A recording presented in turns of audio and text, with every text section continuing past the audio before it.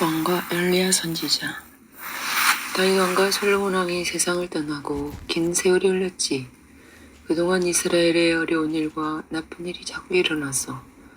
다윗 왕과 솔로몬 왕의 뒤를 이은 이스라엘 왕들은 대부분 하나님을 사랑하지 않았어. 그러니 이스라엘의 나쁜 일들이 자꾸 생기는 것은 불이 보듯 뻔한 일이지. 아합 왕이 이스라엘을 다스리고 있을 때였어. 이 왕도 하나님을 사랑하지 않았단다. 아합 왕은 이세벨과 결혼을 했는데 이세벨 왕비는 본래 다른 나라의 공주였어. 이세벨 왕비가 살았던 나라의 사람들은 바알이라는 우상을 섬겼단다. 우상 바알의 모양을 돌로 만들어 그 앞에 절을 했지. 사람들은 우상 바알에게 기도하면서 바알 우상이 자기들을 지켜줄 거라고 믿었단다. 바알 신상 앞에는 제단이 있었는데 사람들은 그 제단에서 바알 우상에게 제사도 드렸어. 이세벨 왕비는 아합 왕과 결혼하면서 자기 나라의 우상인 바알을 이스라엘에 가지고 왔단다. 그 후에 많은 이스라엘 사람들이 바알 우상 앞에 절을 하고 기도를 했지. 사람들은 바알 우상이 자기들을 지켜준다고 믿게 되었어. 대신 하나님은 까마득하게 잊어버렸단다. 모든 사람이 하나님을 잊었지만 하나님을 잊지 않은 사람이 단 한 사람 있었단다. 그 사람은 하나님의 종으로 선택된 선지자 엘리야였단다. 엘리야 선지자는 아주 용감한 사람이었지. 엘리야 선지자가 어느 날 아합 왕을 찾아가 말했단다. 아합 왕이시여, 왕은 나쁜 왕입니다. 왕은 하나님의 말씀에 순종하지 않았습니다. 이제 하나님께서 왕에게 벌을 내리실 것입니다. 온 나라에 비가 내리지 않을 것입니다. 제가 비가 오라고 말할 때까지 이 나라에는 이슬 한 방울도 내리지 않을 것입니다. 아합 왕은 그 말에 콧방귀를 뀌었단다. 엘리야 선지자 뭐라고? 당신 마음대로 떠들어보시지. 하지만 그 후 정말로 오랫동안 비가 오지 않았어. 그제야 아합 왕은 엘리야 선지자의 말이 거짓말이 아니었다는 것을 알게 되었지. 그 후로 1년 동안 비가 한 방울도 내리지 않자 아합 왕은 엘리야 선지자가 하나님의 진짜 종이라는 것을 믿게 되었어. 엘리야 선지자의 말이 그대로 이루어졌으니까 들판에는 곡식 한 톨 자라지 않았어. 먹을 것이 없어 배고파하는 사람들이 하나 둘 생겨났지.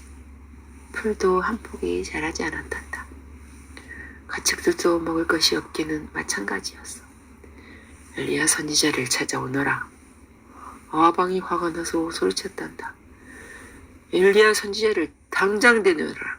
엘리야 선지자를 시켜 당장 비가 내리도록 해라. 왕이 신하들은 엘리야 선지자를 찾아 나섰단다. 나라 곳곳을 다니며 엘리야 선지자를 찾았지. 하지만 엘리야 선지자를 찾을 수가 없었어. 어디를 찾아보아도 엘리야 선지자는 없었지. 혹 엘리야 선지자를 본 사람이 있는지 물어보기도 했단다. 하지만 엘리야 선지자를 본 사람도 없었어. 엘리야 선지자는 도대체 어디로 가는 것일까? 엘리야 선지자는 하나님이 준비해 주신 안전한 곳에서 잘 지내고 있었어. 그곳은 아합 왕이 찾을 수 없는 그런 곳이었지.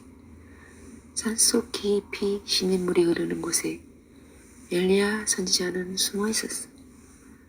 그곳에서 엘리야 선지자는 아주 편안히 지냈단다. 곁에 흐르는 시냇물을 마시며 지냈지. 그럼 먹을 것은? 매일 아침 저녁으로 새들이 엘리야 선지자에게 먹을 것을 날라다 주었단다. 새들이 부리에 빵과 고기를 물고 멀리서 날아왔어. 그리고 엘리야 선지자 곁에 와서는 부리에 몰고 온 먹을 것을 떨어뜨리는 것이었지. 하나님께서 엘리야 선지자에게 매일 이런 새들을 보내주셨지. 하나님께서는 자신의 종을 언제나 잘 돌봐주셨단다. 그런데 오랫동안 비가 내리지 않자 엘리야 선지자가 마시던 시냇물마저 말라버렸어. 산에 비가 내리지 않아 시냇물도 말라버릴 거야. 하나님께서 엘리야 선지자에게 말씀하셨단다. 이스라엘 가까이 있는 이웃나라의 작은 마을로 가거라. 그 마을에는 남편이 없는 한 과부가 어린 아들과 살고 있단다. 이 과부가 너를 보살펴 줄 것이다. 엘리야 선지자는 그 마을을 찾아갔지. 마침 그 과부가 바깥에서 나뭇가지를 줍고 있었지. 엘리야 선지자가 그 과부에게 말을 걸었단다. 마실 물 좀 주겠소? 목이 몹시 마루. 예 하고 과부가 대답했다. 그리고 물을 가지러 집 안으로 들어가려고 했지. 그때 엘리야 선지자가 말했어. 배가 고픈데 빵도 좀 주겠소? 그 말을 들은 과부는 슬픈 표정을 지으며 엘리야 선지자를 쳐다보았단다. 그리고 말했어. 드릴 빵이 없습니다. 저에게는 빵이 없습니다. 저는 가난한 과부랍니다. 지금 불을 피우려고 나뭇가지를 줍고 있는데 저희 집 항아리에는 밀가루가 한 줌 정도 남아있습니다. 기름병에는 기름이 서너 방울 남아있을 뿐이지요. 그걸로 빵을 구우려던 참이었습니다. 마지막으로 빵을 구워 아들과 먹으려고요. 그거 먹고 나면 제게는 먹을 것이 하나도 없습니다. 아들과 저는 이제 굶어 죽게 될 것입니다. 하나님께서 엘리야 선지자에게 하신 말씀이 생각나니 이 과부가 엘리야 선지자를 보살펴 줄 거라고 하셨는데 그런데 어떻게 자기 먹을 것도 없는 이 과부가 이 가난한 과부가 어떻게 하나님은 못한 일이 없는 분이시지. 한 번 더 하나님의 놀라운 능력을 보게 될 테니 잘 들어봐. 엘리야 선지자가 이 가난한 과부에게 말했단다.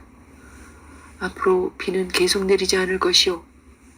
들판에 곡식이 자라 사람들이 먹을 수 있으려면 오랜 시간이 지나야 하오. 하지만 당신 항아리에 남아있는 밀가루는 떨어지지 않을 것이오. 기름병에 기름도 없어지지 않을 것이오. 당신에게는 빵을 구울 밀고로 기름이 항상 있을 것이오.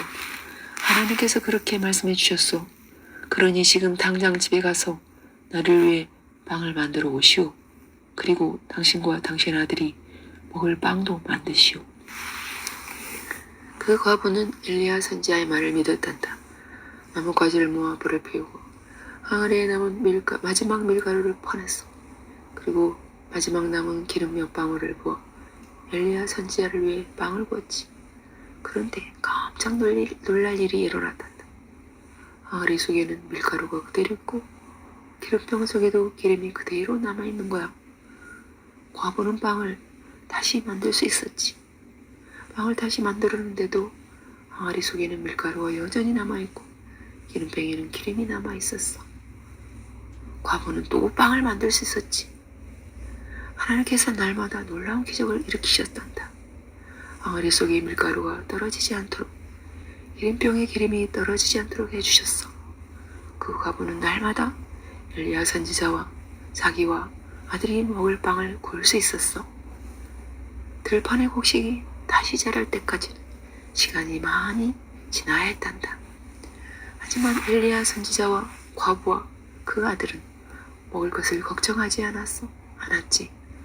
언제든지 빵을 구울 수 있었거든. 그러던 어느 날이었어. 아주 슬픈 일이 일어났단다. 과부의 아들이 그만 병에 걸린 거야. 병이 점점 심해지더니 결국 아들은 죽고 말았단다. 아들이 죽었으니 그 과부가 얼마나 슬펐겠니? 남편도 죽고 없는데 이제는 아들까지 죽었으니 말이야. 이제 이 과부에게는 남은 가족이 한 명도 없는 거지. 엘리야 선지자도 많이 슬펐단다. 하지만 엘리야 선지자는 하나님께서 무엇이든 다 하실 수 있다는 것을 알고 있었어. 엘리야 선지자는 과부의 아들을 자기 방으로 안고 가서 자기 침대에 눕혔지. 그리고 하나님께 간절히 기도했단다. 하나님께서는 모든 것을 하실 수 있습니다. 제발 이 소년을 살려주십시오. 하나님께서는 자기 종인 엘리야 선지자의 기도를 들어주셔서 놀라운 기적을 일으키셨단다. 하나님께서 과부의 아들을 살려주셨지. 엘리야 선지자는 살아난 소년을 발행하고 슬퍼서 우는 과부에게로 데려갔단다. 여기 당신 아들을 데리고 왔소. 하나님께서 당신 아들을 살려주셨소. 소년이 일어나 자기 어머니에게 두 팔을 벌리고 달려갔단다. 조금 전까지도 그 과부는 슬퍼서 울고 있었어. 하지만 이제는 기쁨의 눈물을 흘리게 되었지. 엘리야 선지자에게 고마워하면서 말했어. 무슨 일이 있어도 하나님을 믿어야 한다는 것을 알게 되었습니다.